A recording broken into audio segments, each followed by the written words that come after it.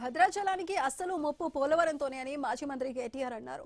పోలవరం ఎత్తు పెంచితే భద్రాచలం మునిగే ప్రమాదం ఉందని చెప్పారు. మేడిగడ్డను ముట్టకుండానే నీటిని పంపింగ్ చేయొచ్చని అన్నారు.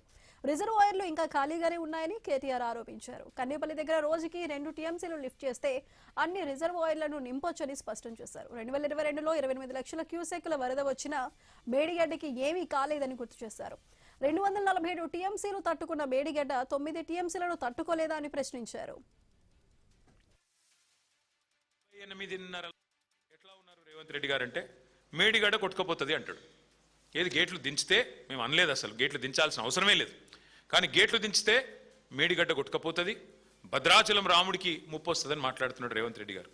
రేవంత్ రెడ్డి గారికి ఇంకొక విషయం కూడా నేను చెప్తా ఉన్నా, అవగాహన పెంచుకోండి. 2022 జూలై 15 అంటే దాదాపు ఇదే సమయం 4 ఏళ్ల కిందట భయంకరమైన వరద వచ్చింది గోదావరిలో. భయంకరమైన వరద, 500 సంవత్సరాల్లో ఎన్నడూ రానంత వరద, దాదాపు 28.5 లక్షల క్యూసెక్కుల వరద. అంటే దాదాపు 247 టీఎంసీలు ఒక ఉప్పెనలాగా ఒకటేసారి 28.5 లక్షల క్యూసెక్కులు. ఇలా కనపడే 1,00,000 క్యూసెక్కులు కాదు, దానికి 28.5 రెట్లు ఎక్కువ వరద వస్తే కూడా 4 ఏళ్ల కిందట 15 రోజులు వరుసగా వస్తే కూడా మేడిగడ్డ కొట్టుకపోలే. అన్నారంకేం కాలే, సుందిలకేం కాలే, బ్రహ్మాండంగా మరి పూర్తి స్థాయిలో తట్టుకొని నిలబడ్డది. అది మేడిగడ్డ కాదు, మేటిగడ్డ అని రుజువు చేసింది. మరి 247 టీఎంసీల వరద తట్టుకున్న మేడిగడ్డ కేవలం 9 టీఎంసీలు, 1,00,000 క్యూసెక్లే పోతున్నది. కేవలం 1,00,000 క్యూసెక్లు అంటే 9 టీఎంసీలు పోతే తట్టుకోలేదా? కేసీఆర్ గారి మీద కోపంతో ఇవాళ మొత్తం రైతులను ఎండబెట్టే పనిలో ఉన్నావు నువ్వు. 4 సార్లు రైతు బంధు ఎగ్గొట్టావు, రైతు బీమా కడతలేవు, గింజలు కొంటలేవు. నిన్ను బుర్ర తక్కువడనాలా, బుద్ధి లేనోడనాలా, ఏమనాలని నేను అడుగుతా ఉన్నా.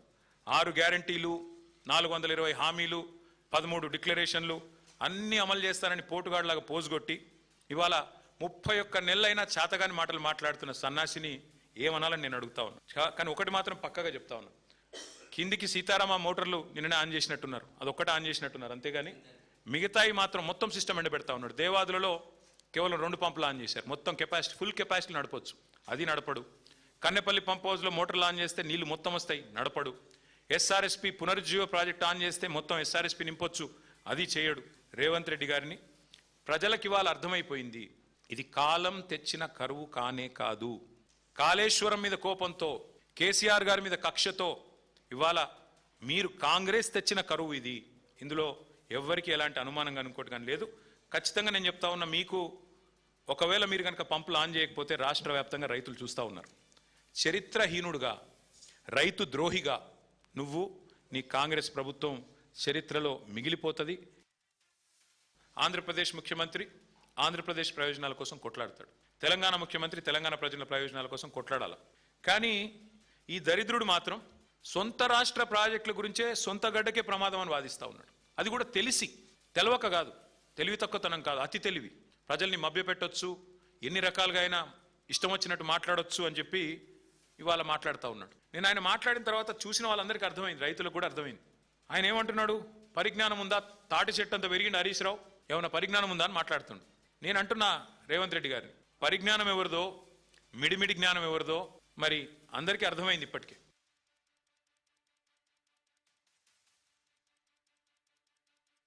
దేవుళ్ళను కూడా మీ నీచ రాజకీయాల కోసం వాడుకునే సంస్కృతి బంద్ చేయండి.